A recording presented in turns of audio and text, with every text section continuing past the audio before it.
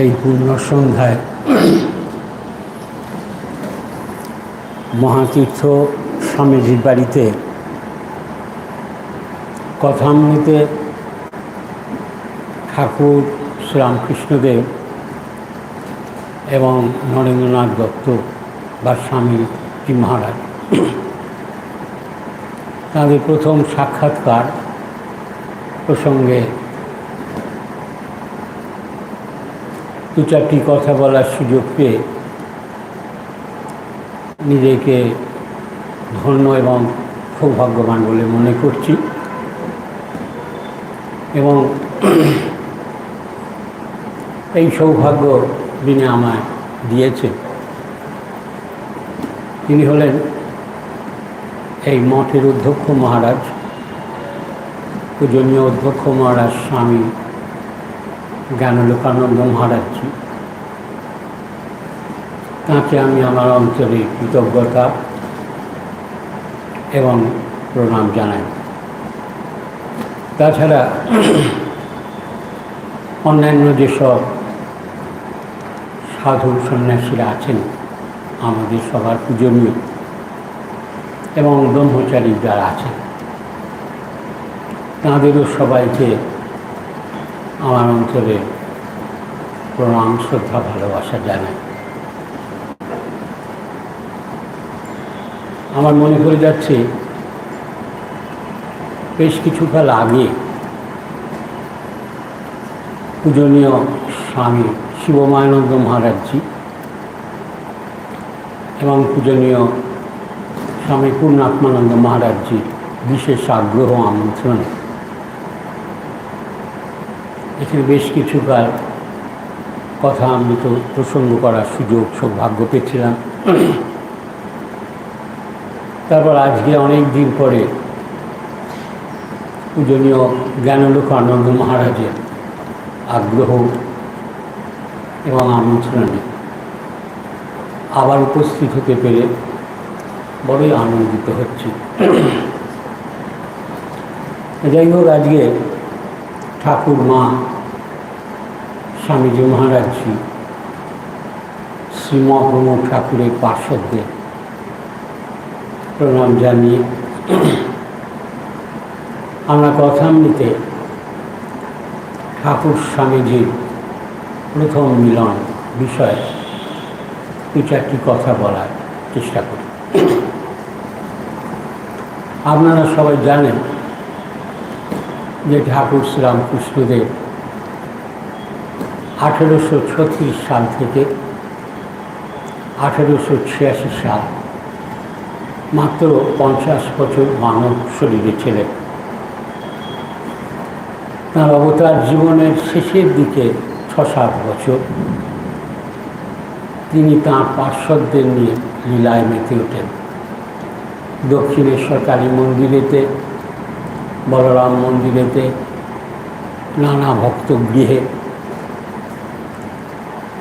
ব্রাহ্ম সমাজের উৎসবে, পণ্ডিত দর্শনে এবং অসুস্থ শরীরে শ্যামপুকুর বাটিতে ও কাশীপুর উদ্যান বাটিতে এবং লোকশিক্ষার্থে অবিশ্রান্তভাবে কথামৃত বর্ষণ করে। এই যে পার্শ্বদরা যাঁদের নিয়ে তিনি লীলা করেছেন তাদের মধ্যে যিনি প্রধান ছিলেন আমাদের নরেন্দ্রনাথ দত্ত, আমাদের পূজনীয় স্বামীজি মহারাজ। তিনি ঠাকুরের কাছে এসে পড়েন 1881 সালে নভেম্বর মাসে, সম্ভবত 5ই নভেম্বর তারিখ হবে। তারই 2-1 মাস পরে এই শ্রীরামকৃষ্ণ পরমহংসদেবের যে লীলা এবং অমৃত কথা তার যে লিপিকা, যাকে আমরা মহেন্দ্রনাথ গুপ্ত বা শ্রীম বলি, তিনিও এসে পড়লেন সম্ভবত 26শে ফেব্রুয়ারি 1882 সালে। অসাধারণ তাঁর দৈবী সংস্কার এবং শ্রীরামকৃষ্ণদেবের কৃপায় তিনি প্রথম দর্শনে শ্রীরামকৃষ্ণদেবকে স্বয়ং অবতার স্বপার্শ্বদ লীলায় অবতীর্ণ বলে চিনতে পেরেছেন। কথামৃতর গোড়াতেই তিনি দিচ্ছেন যে তিনি যখন এসেছেন তখন ঠাকুর কজন ভক্তদের সঙ্গে হরিকথা হয়েছেন। তা শ্রীরামকৃষ্ণদেবের ঘরের সামনে সে তাঁর বোধ হল যে সাক্ষাৎ সুখদেব হরিকথা করিতেছেন এবং সর্বতীর্থের সমাগম হইয়াছে, অথবা পুরীক্ষেত্রে শ্রীচৈতন্য মহাপ্রভু রামানন্দ স্বরূপাদি ভক্তের সঙ্গে বসে আছে ও ঈশ্বরের গুণগান। প্রথম দর্শনে তাঁর নাম বোধ হল, ফলে তিনি শ্রীরামকৃষ্ণদেবের ওপর খুব আকৃষ্ট হলেন এবং তিনি বারে বারে ঠাকুরের কাছে আসা শুরু করলেন। খুব শীঘ্রই তিনি শ্রীরামকৃষ্ণদেবের অন্তরঙ্গ পার্শ্বদ ও লীলা সহচর হয়ে গেলেন। তার দুদিন পরে 3 দিনের দিন থার্ড ডেতে তিনি আবার এসেছেন। এসে তিনি শ্রীরামকৃষ্ণদেবের সঙ্গে এই নরেন্দ্রনাথের সাক্ষাৎকার দেখছেন। আর স্বামীজি আর ঠাকুরের যে সাক্ষাৎকার তার বিবরণটি চিত্র আকারেতে তিনি কথা বলতে তুলে ধরেছেন। আজকে আমরা এই লীলা চিত্রটি আমরা আজকে আলোচনা করব। ঘটনাটা ঘটছে যতদূর জানা যায় 5ই মার্চ 1882 সাল। আমরা দেখি কথামৃতকার যিনি শ্রীম, তিনি কথামৃতকে কী দিচ্ছেন। তিনি বলছেন যে আজকে 5ই মার্চ হবে, বেলা 3-4টের সময় তিনি দক্ষিণেশ্বর বাগানে এসে দেখলেন সেই পূর্বোচ্চরিত ঘরের মধ্যে ঠাকুর শ্রীরামকৃষ্ণদেব ছোট তক্তাপোষের উপর বসে আছে। ঘরে এক ঘর লোক। সেদিনটা ছিল রবিবার, অনেক লোক এসেছে। শ্রীম গিয়ে ওইখানে উপস্থিত হয়েছে। তিনি আমাদের জানাচ্ছেন ছোট তক্তাপোষের উপর ঠাকুর বসে আছে আর এক ঘর লোক। তিনি দিচ্ছেন এখনও মাস্টারের সঙ্গে কাহারও আলাপ হয় না, কিন্তু সবেমাত্র তিনি এসেছেন, আর কি 2-1 দিন হলো, কারোর সঙ্গে বিশেষ তার আলাপ হয়নি। তিনি সভার মধ্যে এক পার্শ্বে আসন গ্রহণ করলেন।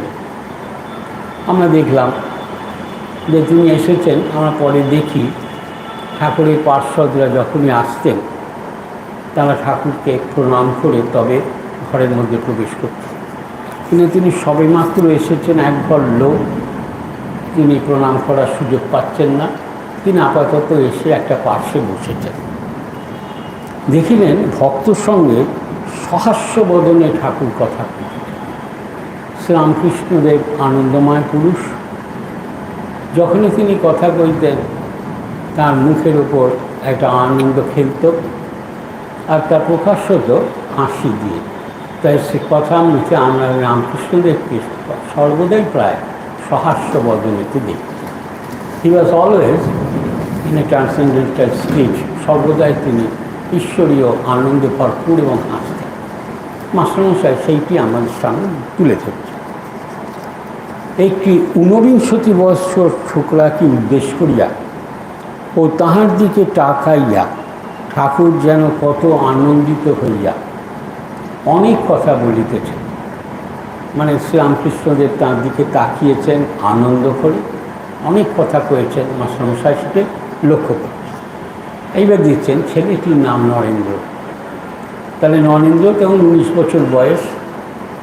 মাস্টারমশাই দিচ্ছেন ছেলেটি 19 বছর বয়স। তার দিকে তাকিয়ে শ্রীরামকৃষ্ণদেব তো আনন্দের সঙ্গে অনেক কথা করছেন। সামান্যটুকু পরিচয় তিনি দিচ্ছেন। নরেন্দ্রনাথ তিনি কলেজে পড়েন আর ব্রাহ্ম সমাজে যাতায়াত করেন, সাধারণ ব্রাহ্ম সমাজে যাতায়াত করেন। তিনি ইন্ডিকেট করছেন যে তিনি একজন ধার্মিক পুরুষ আর তিনি একজন ঈশ্বর ভক্ত মানুষ। এই নামে একটি ছোকরা 19 বছর বয়সে ঠাকুরের সামনে বসে আছে। কথাগুলি তেজ পরিপূর্ণ,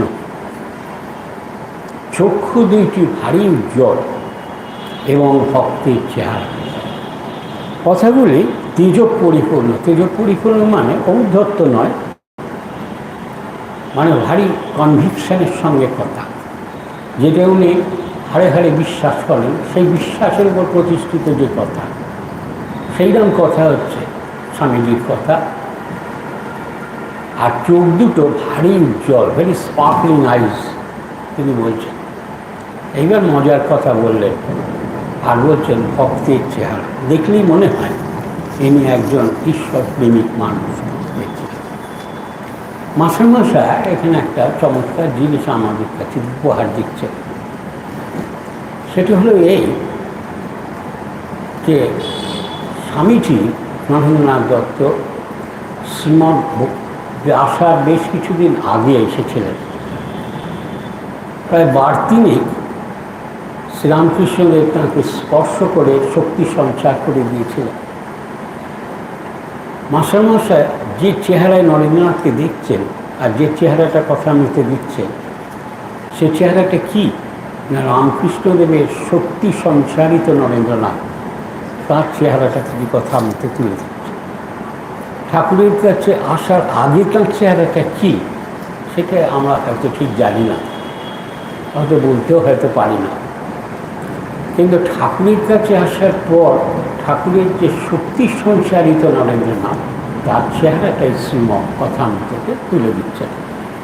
আমরা এই জন্য তুলে দিচ্ছেন যে ভক্তের চেহারা, চক্ষু দুটি ভারী উজ্জ্বল আর কথা ভারী তেজস্বী, এই চেহারাটা স্বামীজি শ্রীমৎ তুলে দিচ্ছে। শ্রীরামকৃষ্ণদেব এবার এই ছেলেটিকে বলছেন, নরেন্দ্রনাথকে বলছেন, মাস্টারমশাই সেটা শুনছেন আর তিনি কথামৃতকে দিচ্ছেন। শ্রীরামকৃষ্ণ নরেন্দ্রকে বলি, নরেন্দ্র তুই কী বলিস, সংসারী লোকেরা কত কী বলে। কি চমৎকার কথা তিনি দিচ্ছেন। সংসারী লোক বলতে কি এখানে বোঝাচ্ছে, মাস্টারমশাই দিচ্ছেন সংসারী লোকেরা কত কী বলে। সংসারী লোক কারা এখানে? ঠাকুর যে সংসারী লোকের কথা বলছেন, তারা যারা সংসারটি সার বলে জেনেছে, তো সেইরাম জাতীয় সংসারী লোক, মানে ঈশ্বর ভক্ত সংসারী লোকের কথা ব্যাপারটা নয়, যে যারা সংসারকে সার বলে জেনেছে, এই তারা হচ্ছে সংসারী লোক। এই সংসারী লোকেরা কত কি বলে। বলেন দেখ, তুই যে ঈশ্বর ঈশ্বর করিস বলে যদি তোকে কেউ নিন্দে করে তুই কী মনে করবি?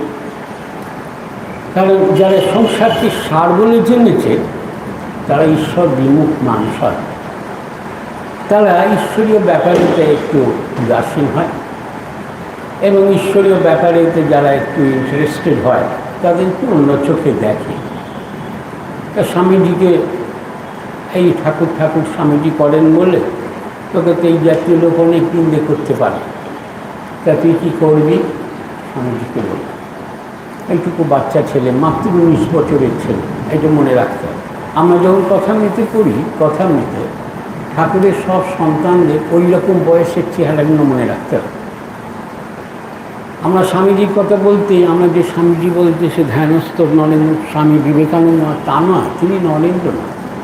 ঠাকুরের কাছে আসছেন ভেরি ইয়াং পার্সনস, তারা একদম টিজার বাচ্চা ছেলে, স্কুল কলেজে পড়ে, এইরকম ছেলে, তাদের ওইরকম চেহারাটা কিন্তু কথামৃতে। আর ওই চেহারাটায় ওই চরিত্রটাকে আপনাকে কল্পনা করে কথামৃত করতে হবে। অন্যভাবে পড়লে আপনি কথামৃতর আসল রসটা পাবেন না, এইটা মনে রাখতে হবে। তাই নরেন্দ্রনাথকে যেই এরম ব্যক্তি বলেছে তুই কী বলবি, তোকে যদি এরকম নিন্দে করে, উনি ভেরি ইয়াং ম্যান, তাই তো, আর কথাগুলো তো তার স্ট্রেট ফরওয়ার্ড কথা। তিনি স্বামীজি বলছেন, আমি মনে করবো কথা কুকুর ঘেউ ঘেউ করছি। স্ট্রেটলি উনি বলে দিলেন, আমি মনে করবো কথা কুকুর ঘেউ ঘেউ করছি, এইরকম তাঁর কথা, মানে কথাগুলো একটু তেজের পরিপূর্ণ। শ্রীরামকৃষ্ণদেব সহাস্যে হাসতে হাসতে, তিনি তো জগৎগুরু না, শ্রীরামকৃষ্ণদেব তো জগৎগুরু, ভালো মানুষেরও তিনি গুরু, মন্দ মানুষেরও তো তিনি গুরু, তাই তো। তাই কি অপূর্ব সুন্দর শিক্ষা দিচ্ছেন, কি এর জন্যে না জগৎগুরু হিসেবে তিনি শিক্ষা দিচ্ছেন। জগৎগুরু হিসেবে তিনি কী শিক্ষা দিচ্ছেন? ঠাকুর বললেন, ওরে অদ্দূর নয়, বুঝছেন, ওরে অদ্দূর নয়, কুকুর বিড়াল বা কুকুর ঢেউ ঢেউ করছে, অদ্দূর তোমার বলা ঠিক হবে না। বলছেন তবে অদ্দূর নয়। মাস্টারমশাই এখন একটা দারুণ জিনিস দিচ্ছেন, রিয়াকশন অব দি ডিভোটিস। যারা ওখানে বসে আছেন এই কথা শুনে তাদের কী রিয়াকশন হলো সেটা মাস্টারমশাই দিচ্ছে। সকলের হাস্য, সবাই হেসে ফেলেছে। এই কথাটা বল, ঠাকুর বলছেন ঈশ্বর সর্বভূতে আছে। তিনি তো ঈশ্বর যে সর্বভূতে আছেন তিনি তো উপলব্ধি করেছেন, তিনি তো অবতার তিনি জানেন। বলে বললেন তবে ভালো লোকের সঙ্গে মাখামাখি চলে আর মন্দ লোকের কাছ থেকে তফাতে থাকতে। তাহলে ভালো লোক বলতে ঠাকুর কী বোঝাচ্ছে? যারা ঈশ্বর, যারা ভগবানকে ভালোবাসে। আর মন্দ লোক কারা?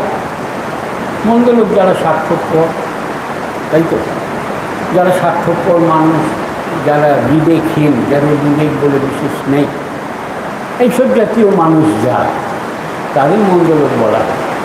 তাই এইসব জাতীয় লোক ঈশ্বর বিমুখ মানুষ যারা, তাদের কাছে খানিকটা তফাতে থাকতে। বাঘের ভেতরে নারায়ণ আছেন, তাহলে তো বাঘকে আলিঙ্গন করা চলে না। সর্বভূতে তো তিনি আছেন, তাহলে বাঘের মধ্যেও আছে, তবে বাঘকে তো আলিঙ্গন করা চলে না। এবারেও দিচ্ছেন মাস্টারমশাই সকলের হাস্য, মানে তিনি হোল অ্যাটমসফিয়ারটা চিত্র আকারে দিচ্ছেন। আলিঙ্গন করে না, সকলের হাস্য। যদি বলো বাঘ তো নারায়ণ, তবে কেন পালাবো? তার উত্তর, যারা পালিয়ে এসো তারাও তো নারায়ণ, তাদের কথা কেন না শুনি। অর্থাৎ বলতে চেয়েছেন ভালো লোকের কথাগুলো সেটাও তুমি শুনবে, এই কথাটা তুমি জানাবে। অর্থাৎ যারা বলছে পালিয়ে এসো তারাও তো নারায়ণ, তাদের কথাও শুনবে। এই প্রসঙ্গে শ্রীরামকৃষ্ণদেব একটা চমৎকার গল্প বলতেন। আপনারা সবাই সে গল্প জানেন, আমি অতি ল্যাবরেটরি বলছি না। মাউন্ট নারায়ণের গল্প। মাউন্ট নারায়ণের গল্প একটি ঠাকুর স্বামীজি বদবেশী এটি মানে আনন্দ পেতেন, এবং এটি অনেক আলোচনা মাউন্ট নারায়ণের গল্প তিনি নিজেও অনেকবার বলেছেন। মাউন্ট নারায়ণের গল্প আপনারা জানেন, সে পাগলা হাতি ছুটছে, তাই তো, শিষ্য দাঁড়িয়ে রয়েছে, পাগলা হাতিটাকে ফেলে দিয়েছে। তখন তাকে তার চৈতন্য ফিরে তাকে জিজ্ঞেস করা হয়তো তুই পালালে না কেন? তিনি বলেন আমাদের গুরুদেব বলেছেন সর্বভূতে তিনি আছেন, তাই ওকে আমি নারায়ণ ভেবে পালাই। তখন গুরুদেব বললেন তবে মাউন্ট নারায়ণ তো চিৎকার করে বলছিল পালিয়ে এসো, তাহলে তার কথা কেন শুনলে না? তাই না, তার কথা শুনলে তো কাজ হতো, সেও নারায়ণকে ডাক। এই গল্পটা শ্রীরামকৃষ্ণদেব বলেছিলেন, আর স্বামীজি গল্পটা শুনে খুবই আহ্লাদিত হয়েছিলেন, এবং একে প্রায়শই তিনি তার ভক্তদের আলোচনার সময় রেফারেন্স তুলতেন। এইবার একজন প্রশ্ন করছে, একজন প্রশ্ন করছেন, মহাশয় যদি দুষ্টু লোকে অনিষ্ট করতে আসে বা অনিষ্ট করে তাহলে কি চুপ করে থাকতে হবে? এটা দারুণ কোশ্চেন। আমাদের প্র্যাকটিক্যাল লাইফে Kathamrita is a solution of our practical problems, এটি মনে রাখ। কথামৃতকে স্টেট ধর্মগ্রন্থ বললেই হবে না, ধর্মের কথা থাকতে পারে, কিন্তু আমাদের বাস্তব জীবনের ঘটনাগুলো, বাস্তব জীবনের শিক্ষাগুলো সবচেয়ে ইম্পর্টেন্ট। কথামৃতে মাস্টারমশাই চমৎকার একটা লাইন বলেছে যে মানুষ সৃষ্টি হইতে মানুষের জীবনে যত রকম সমস্যার উদয় হইয়াছে সব সমাধান হয়েছে।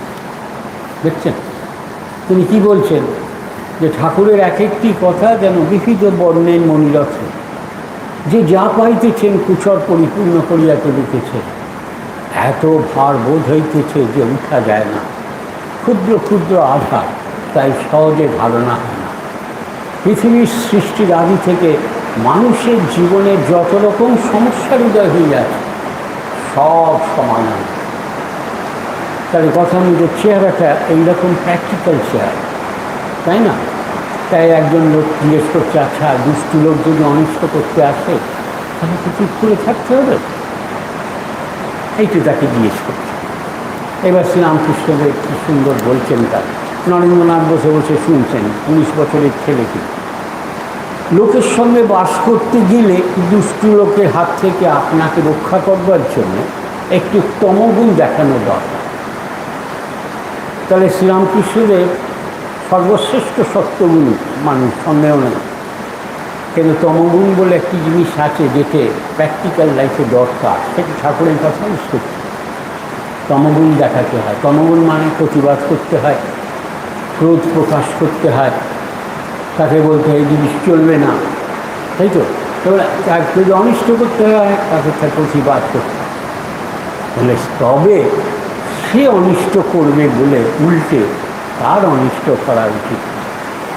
শ্রীরামকৃষ্ণদেব একটি দারুণ চমৎকার জানাচ্ছে যে সে অনিষ্ট করবে বলে পাল্টা তুমি অনিষ্ট অর্থাৎ তুই প্রতিশোধ পরায়ণতা, এটাকে তিনি সাপোর্ট করছেন না।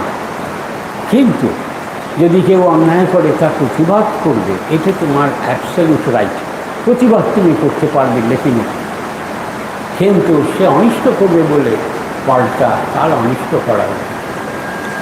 এইবার শ্রীরামকৃষ্ণদেব একটা গল্প আপনার কি জানি, সে ব্রহ্মচারী আর সাপের গল্প, আমরা এই ল্যাবরেটরি বলছি না, ওই আর সে গল্পটা তিনি বললেন। এইবার শ্রীরামকৃষ্ণদেব ভক্তদের বলছে, সেখানে স্বামীজি আছেন। তখন আবার স্বামীজি বলতে যে স্বামীজি আমরা বলছি নয়, একটা 19 বছরের ছেলে, তার সামনে তিনি কি বলছেন, ঈশ্বরের সৃষ্টিতে মানুষ নানান রকম হতে পারে। কত রকম হতে পারে কথামৃত তিনি আপাতত 4 রকম মানুষের কথা বলেন। তিনি বলছেন দেখো, একজনরা হলেন একটা শ্রেণী আছে তারা নিত্যজীব, তাদের নিত্যজীব বলা। নিত্যজীব কারা? তারা জগৎ সংসারে আসেন বটে, কিন্তু তারা জগতের সংসারে ঠিক লোক নয়, তারা জীব শিক্ষার জন্য জগতে আসে। তিনি বলছেন যে থেকে এখানে যে তাদের জীবের মঙ্গলের জন্য তারা জগৎ সংসারে আসে, জীবদিগকে শিক্ষা দেবার জন্য। তাহলে জগৎ সংসারে আছেন এবং আসেন, কিন্তু জগৎ তাঁদের স্পর্শ করেন। কি অদ্ভুত কথা! কথামৃতে মাস্টারমশাই স্বামীজির সম্পর্কে ঠিক এই জিনিসটি বলেছিলেন। কি অপূর্ব কথা বলেছিলেন তিনি স্বামীজির সম্পর্কে। এত চমৎকার প্রশংসা স্বামীজিকে শ্রীমা করছেন কথামৃতে, এর তুলনা মিলবে না। তিনি কি বললেন, তুমি গুরুদেবের উপযুক্ত শিষ্য, তুমি পৃথিবীতে জন্মিয়াছ বটে, তবে পৃথিবীর মৃত্তিকা তোমার স্পর্শ করে না, কামকাঞ্চনের দাগটি পর্যন্ত তোমার গায়ে লাগে।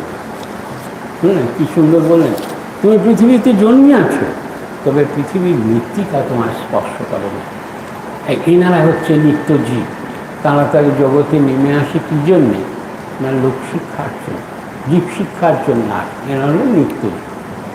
স্বামীজি ওখানে বসে বসে কিন্তু শুনছে। আবার আর একজনরা আছেন বললেন মুক্তজীব, তারা সংসারের কামকাঞ্চনের যে ভোগাসক্তি তাতে তারা বদ্ধ হয় না। মানুষ একটা জগতে আসে একটা বাসনা নিয়ে, সাধারণভাবে সে বাসনাটা সাধারণভাবে কি না, কামকাঞ্চনকে ভোগ করবে। কারণ কামকাঞ্চনকে তারা ভোগ করতে গেল, তাতে কি হলো, তাতে তারা আনন্দ পেল, সুখ পেল। যেই না আনন্দ সুখ পেল, সঙ্গে সঙ্গে ওই বস্তুতে আসক্তি জন্মে গেল।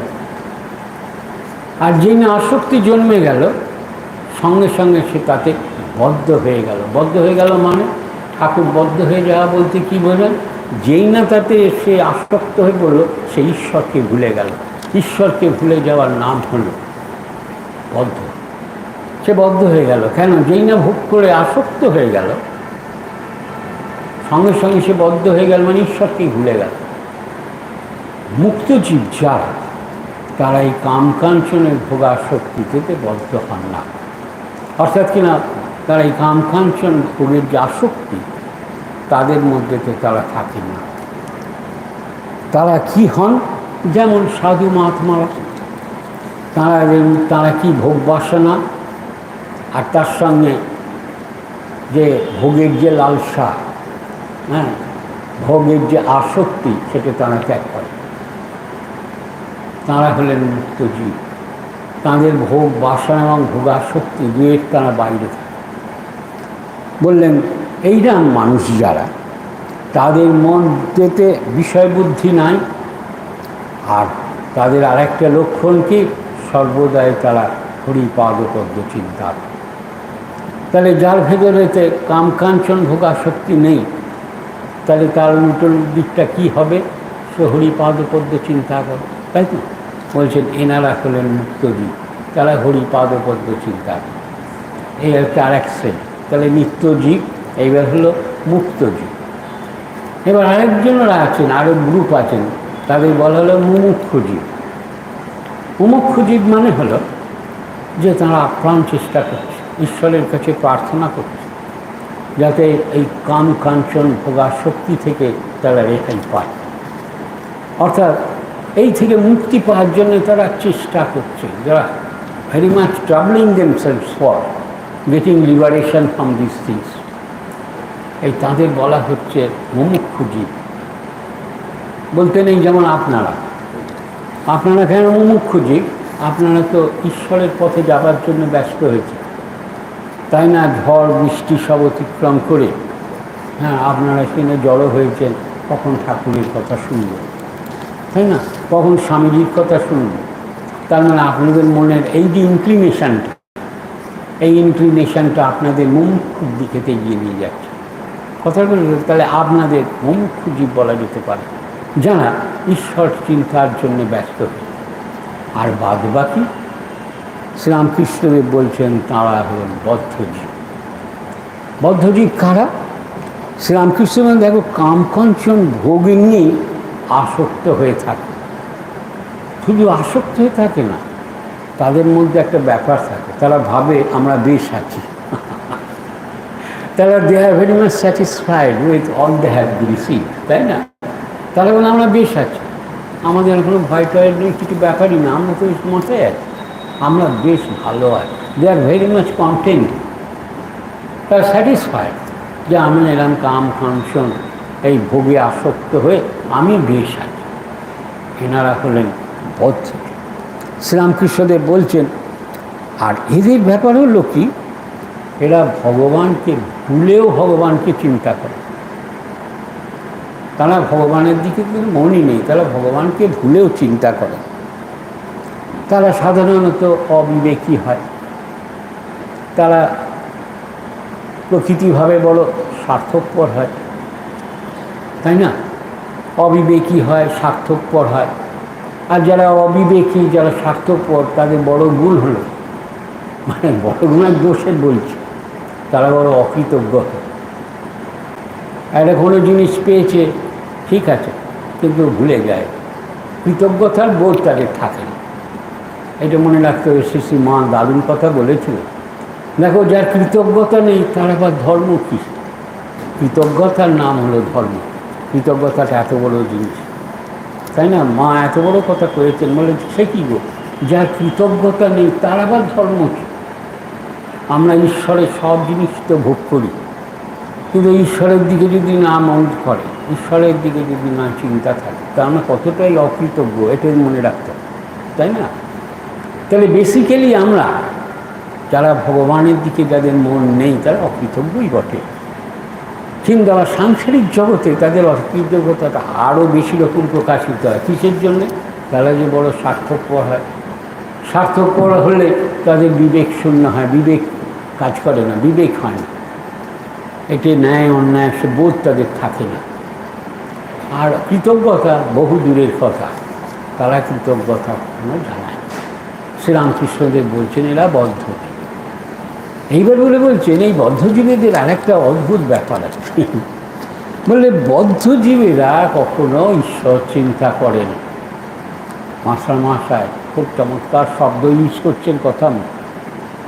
যদি অবসর হয়, এই দেখুন অবসর শব্দ ভেরি ইম্পর্ট্যান্ট কিন্তু কথা বলতে, অর্থাৎ কি না, যিনি সর্বদাই কর্মব্যস্ত তার পক্ষে ঈশ্বরের পথে যাওয়া কঠিন। প্রথমে অবসর থাকা চাই। দেখবেন কথা মেতে আছে, ভক্তদের অবসর আছেন তাই তারা আসছে। তাহলে অবসরটা কত ইম্পর্ট্যান্ট। মাস্টারমশাই জানিয়ে দিচ্ছেন অবসর মানুষের টেনে আনতে হবে। সারাদিনের কর্মব্যস্ততার মধ্যেও মানুষকে একটা সময় বার করে রাখতে হবে। সেটা তার হবে নাকি অবসর, কর্মব্যস্ততা থেকে অবসর, সেই সময়টাতে কিন্তু ঈশ্বর চিন্তা করে। বলছেন এইসব যারা বদ্ধজীব তারা যদি আবার অবসর পায়, তাহলে অবসর হলে কি করে? যদি তাদের অবসর হয়, তারা ঈশ্বরের চিন্তা করেন, তাহলে তারা কী করে? যদি অবসর হয় তাহলে আবোল তাবোল ফালতু গল্প করে, আর নয় মিছে কাজ করে। আবোল তাবোল কথা বললে নয় মিছে কাজ করে। তারা যে টাইমটা তারা অবসর আছে তাতেও সে ইউটিলাইজ করতে পারে। আবার জিজ্ঞাসা করলে বলে, বাবা দেখো আমি চুপ করে থাকতে পারি না, তাই আমি বেড়া বাঁধছি, ঈশ্বরের চিন্তাটা তারা করতে পারে না, বলে আমি বেড়া বাঁধছি। হয়তো সময় কাটে না দেখে তাস খেলতে আরম্ভ করে। দেখলেন মাস্টারমশাই আবার একটা চমৎকার জিনিস দিচ্ছেন। এইটা হচ্ছে কথামৃতের মার্ভেল। এইগুলো যদি আপনি সজাগ না থাকেন, কথামৃতের আসল জিনিসটা ধরতে পারবেন না। মাস্টারমশাই ব্র্যাকেটে দিচ্ছেন সকলে স্তব্ধ। একটু আগে ভক্তেরা হাসছিলেন এক একটা কথায়, তাই তো?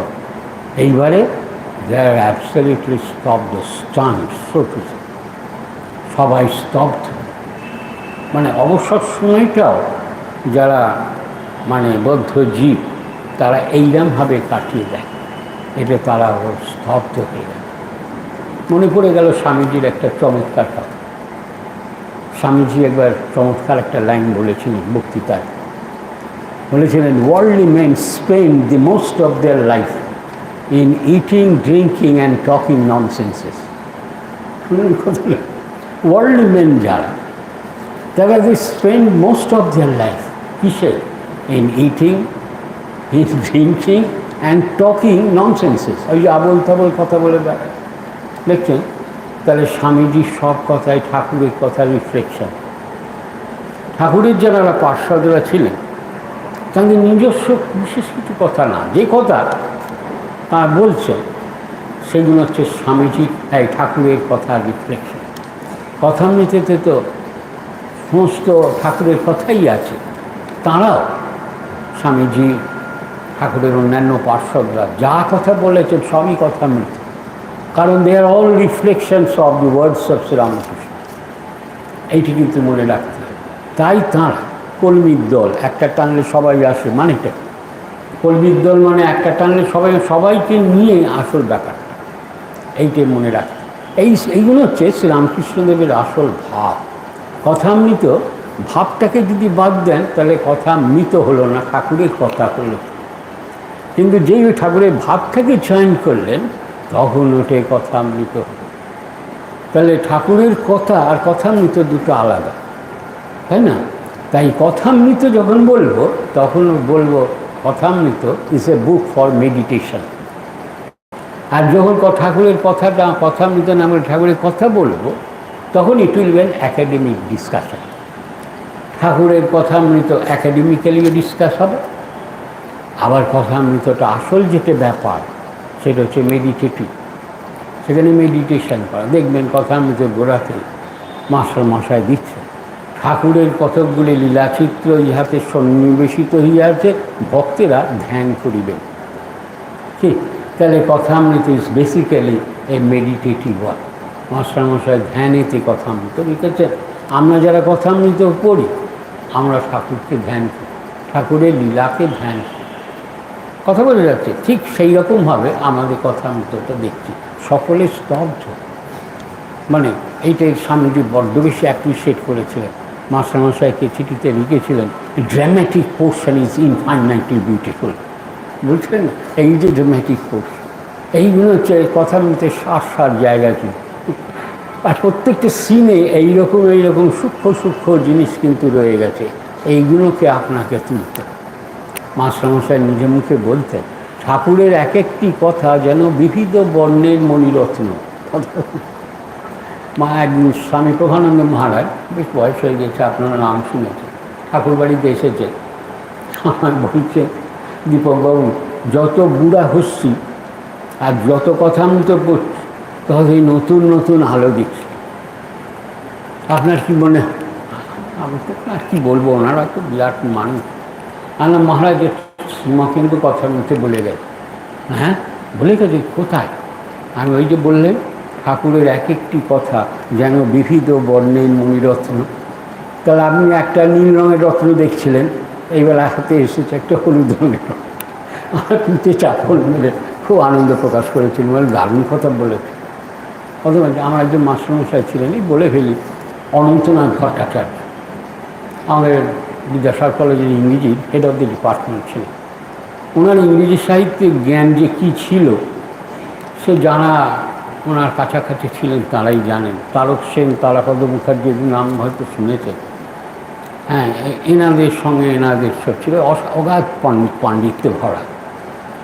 উনি একদিন আমায় বললেন, জানো দীপক, আমি কথা মৃত্যু নিয়ে বেশ একটু নাড়াচাড়া পড়াশুনো করেছি। আমরা বলছি, বললেন আমাদের ছোটোবেলা থেকেই আমাদের কথামৃতটা বাসি মুখে খাওয়া ছিল। আমরা বাসি মুখে খাই, আগে আমাদের কথামৃত পড়বো, তারপর নেক্সট কিছু। ন্যাচারালি এরকমভাবে বড় হয়েছে। বড় হয়ে লেখাপড়ার লাইনে ইংরেজি সাহিত্যটা পড়াশোনা করলাম। ইংরেজি সাহিত্যে খুব মানে প্রীতি হলাম গোছের বুয়া। তা ইংরেজি সাহিত্যে কথামৃতর এই যে সাহিত্যের দিকটা আমি অন্য কোথাও খুঁজে পেলাম না সমগ্র ইংরেজি সাহিত্য পড়ার পর। তাহলে তাই তো বটে, তাহলে এবার বাংলা সাহিত্যে ঢুকি। শুনি বাংলা সাহিত্য সত্যি কথা কি আমার সঙ্গে ক্লোজ ছিলাম, মানে রবীন্দ্রনাথের যা সব কিছু তার 24 ঘন্টা মুখে বেরোয়, কথা মানেই রবীন্দ্রনাথ বেরোচ্ছে বাংলা সাহিত্য। বললেন বাংলা সাহিত্য উজাড় করে পড়াশোনা করলাম, তাতেও কিন্তু কথামৃতের সাহিত্য গুণের সঙ্গে অন্য কোনো বই মেলাতে পারলাম না। আমি তো বলতে অবাকই শুনছি, আমার তো অনেক সিনিয়র তিনি।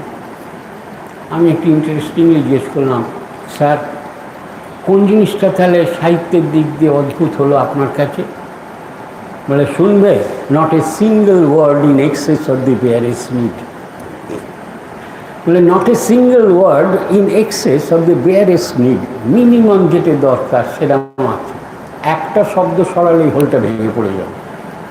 শুনলেন কথাটা? বলে কথামৃতে সাহিত্যের দিকটা এটা হচ্ছে most important side, not a single word in excess of the barest need. উনি আমায় বলেছিলেন, একটা বিশাল সাহিত্যিক মানুষ ছিল। তা আমরা দেখছি কথামৃতের মধ্যে এইসব জিনিসগুলোর সঙ্গে লুকিয়ে আছে, খাপে খাপে মানে এইসব মধু লুকিয়ে রয়েছে। আমরা এই সকলের স্তব্ধর কথা কাটাবো।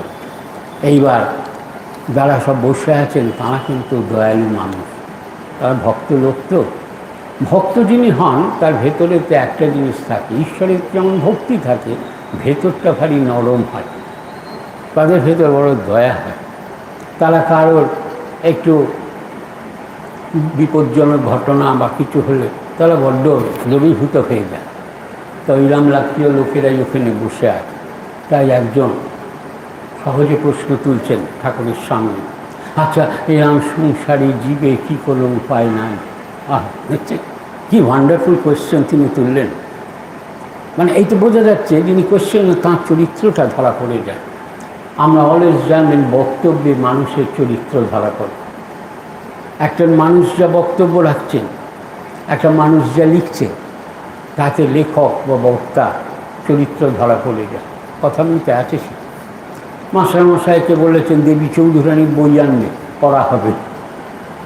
দেবী চৌধুরানীর বই নিয়ে গিয়েছেন রাখাল মহারাজ প্রমুখ যারা, তারা বললেন দূর মহারাজ, ঠাকুরকে বলছেন দেবী চৌধুরানী থাক, আপনার কথাই শুনবো আমরা, দেবী চৌধুরানী আমার পড়ে এখানে লাভ হবে না। তখন ঠাকুর রাখাল মহারাজ কৃষ্ণ বলছে থামো থামো, এই যে দেবী চৌধুরী বানা হয়েছে এর মনে আছে। তখন সব মানেটা খুঁজছেন, কী মানে?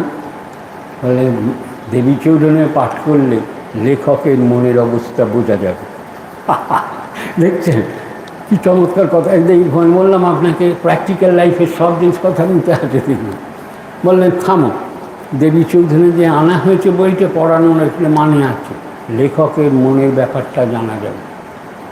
কথা বলে এইটাই স্বামীজি পরে বলেছিলেন মাস্টারমশাইকে, never the life of a great teacher but before the public untarnished by the writer's mind as you are doing. এই কথামৃত যে আপনি লিখেছেন যে লেখককে খুঁজে পাওয়া যাচ্ছে, তার মানে কি সবটাই ঠাকুরকে পাওয়া যাচ্ছে সেখানে। লেখক এবং লেখকের মনের যা ভাবটা তার বিন্দুমাত্র কিছু নেই। কথা বললেন যে যেমন আমার ঠাকুমা আমাকে একদিন বলছিলেন, ঠাকুমা মায়ের মন্ত্র শিষ্য ছিলেন, আমরাও তখন একটু বয়স হয়েছে, একটু বড় হয়েছি। ঠাকুমার সঙ্গে মায়ের মন্ত্র শিষ্য তো না, যে ঠাকুর কথাবার্তা কইতাম। ঠাকুমা একদিন আমাদের বলছেন, জানিস তো এখানে যত সব বড় বড় সব সাধু মহারাজরা আসতেন, তাদের মধ্যে খুব কথা হতো, আমরা সব শুনতাম। আমি জিজ্ঞেস করলাম, ঠাকুমা কী কথা হতো গো? বলে একজনরা বলা বলি হতো যে তখন মাস্টারমশাই যখন কথামৃত দিচ্ছেন, তখন তো সে ব্রিটিশ রাজত্ব, কত জায়গায় আন্দোলন, কত কি হচ্ছে, তাই না? কত রকম আন্দোলন হচ্ছে, কত রকম বিপ্লব, কত রকম কাণ্ড হচ্ছে, এই স্বাধীনতার ব্যাপার। কথামৃতে তার বিন্দুমাত্র ছাপ নেই, দেখলেন? মানে কথামৃতে তার বিন্দুমাত্র ছাপ নেই। এইরাম বলতে আমার তখন একটা ছেলে, ইয়াং ছেলে, বেশ বই পড়ে বার করছি ঠাকুমার কথাটা মেলে কিনা, সত্যি দেখলাম তাই। মানে ওখানে অত বড় কাণ্ড হয়ে গেল, তার বিন্দুমাত্র ছাপ কিন্তু কথামৃত নেই। কথা বোঝা যাচ্ছে? এই জিনিসগুলো হচ্ছে কথামৃতর ভারী সূক্ষ্ম সূক্ষ্ম জায়গা, মার্ভেলস অফ দি গসপেল যাকে বলে। যাই হোক, তা আমরা দেখি তো বলছে এরাম কি জীবের কোনো উপায় নাই? আমি এতে করে বড্ড মন দ্রবীভূত হয়, এরাম মানুষ ওখানে বসে আছে। তারা চাইছেন এদের উদ্ধার কী করে হয়। যারা উদ্ধার হয়ে গেছে তো তো হয়ে গেছে, আর যারা হয়নি, ঠাকুর বলতেন না, মরাকে মেরে কী হবে, জ্যান্তকে মারাই বাহাদুরি। তাই জন্যে জিজ্ঞেস করছেন, আচ্ছা তাদের কি কোনো উপায় নাই? শ্রীরামকৃষ্ণদেব বলছে অবশ্যই উপায় আছে, সার্টেন এই রাস্তা খুলে দিচ্ছে, তাদের উপায় আছে। সেই উপায়টা কি? শ্রীরামকৃষ্ণদেব বলছেন, ঈশ্বরের কৃপায় যদি সৎসঙ্গে এসে পড়ে তাহলে বেঁচে গেল। সৎসঙ্গ একটা মানুষের জীবনে সর্বশ্রেষ্ঠ ক্যাপিটাল, এটা মনে রাখতে হবে। সৎসঙ্গ মানে যাতে আমাদের ভেতরে সৎ ভাব সব ভর্তি রয়েছে, কিন্তু চাপা পড়ে আছে। যেমন দেশলাইয়ের কাঠি আছে না, দেশলাইয়ের খোপেতে কতগুলো কাঠি, সব আগুন ধরা, কিন্তু ঘর্ষণের দরকার, তবে না সেটা জ্বলবে, তাই তো? কিন্তু নেই না, সব আগুন ভরা আমাদের ভেতরে। তাই আর স্বামীজি চমৎকার বলছে, manifestation of divinity within man. তা আমাদের সবার ভেতরেই ডিভিনিটি আছে, সেটা জাগিয়ে তোলার ব্যাপার। এই জাগিয়ে ওঠে যদি মানুষের ঈশ্বরের কৃপায় সৎসঙ্গ জুটে যায়। সৎসঙ্গ জুটে গেলে আর কোনো অসুবিধে নেই। শ্রীরামকৃষ্ণ বলেন, আমি সৎসঙ্গ জুটলে কী হয়? মাঝে মাঝে সাধু সঙ্গ করতে হয়। সে সাধু সঙ্গে এসে পড়ে, সৎসঙ্গ করছে তো সাধু সঙ্গে। সাধুকে, সাধু হলেন তিনি যিনি সর্বদা ঈশ্বরের চিন্তা করেন। আবার কে? সাধু হলেন তিনি যার কাছে গেলে সর্বদা ঈশ্বরের কথা হয়। তাই জন্য মাস্টারমশাই বলেছিলেন, তাই তো, সাধুটি কি ঘরের মধ্যে আছেন? উনি সাধু চিনেছেন ঠাকুর পরমহংসদেবকে, তাই তো? কথামৃতে সাধু শব্দ মানে পরমহংস অবস্থা, তাই তো? মাস্টারমশাই বলছেন, সাধুটি কি ঘরের মধ্যে আছেন? বৃন্দে ঝিকে জিজ্ঞেস করছেন না, বৃন্দে পরিচালিত। তাই বললেন উনি সাধু। তাহলে কেন তাকে সাধু বললেন? যতক্ষণ ছিলেন ততক্ষণ শুধু ঈশ্বরীয় কথা, ঈশ্বরীয় প্রসঙ্গ ছাড়া দ্বিতীয় কিছু নেই। তাহলে সাধু হলেন তিনি যিনি সর্বদা ঈশ্বরের কথা কন, সর্বদা ঈশ্বর চিন্তায় মগ্ন থাকে, যার ভেতরেতে এই একটু আগে বলছিলাম ভোগ বাসনা বলে কিছু নেই, ভোগ আসক্তি বলে তার ভেতরে কিছু নেই। আর তার ভেতরে আরও দুটো জিনিসের দরকার। যিনি সাধু তার আর একটা জিনিস হচ্ছে, তার মন খুব বড় হবে। কি মন হবে? বিশাল বড়। কথামৃতে আছে ঈশানকুজ্জের গল্পের কথা আপনারা পড়েছেন কথামৃতে অনেক। ঠাকুর ঈশানকুজ্জের এই গল্পটা বলেন, তিনি সাধুর হৃদয় সবচেয়ে বড় গল্পটা বলেন। তাহলে সাধুর হৃদয় সবচেয়ে বড় হয়, বিরাট মনের হৃদয় হয়। আর বিরাট মনের হৃদয় মানে কি? বুক ভরা ভালোবাসা। তাই তো স্বামীজি বলছেন ঠাকুর রামকৃষ্ণদেবকে, লাভ পার্সনিফাইড। কি ভালোবাসার শেষ নেই। মাস্টারমশাইকে ওই কথা বলছেন, দেখুন মাস্টারমশাই আমি এনার ভালোবাসায় পড়ে গেলাম। কি বলেন আপনি? মাস্টারমশাই বলেন আর শুধু কি ভালোবাসা, তারপর আবার অহেতুকি। তাহলে দেখছেন সবাই ঠাকুরের ভালোবাসায় মধ্যে। তাহলে সাধুর লক্ষণ একটু আজ বললাম, কি কি? তিনি হবেন বিরাট ভালোবাসার মানুষ।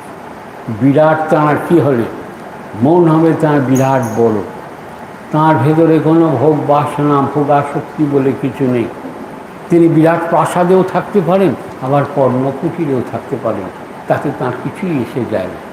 কারণ সেটা তো আমার বলে কোনো জিনিস ভোগ করার, আমার বলে কোনো জিনিসকে ব্যবহার করার নাম ভোগ।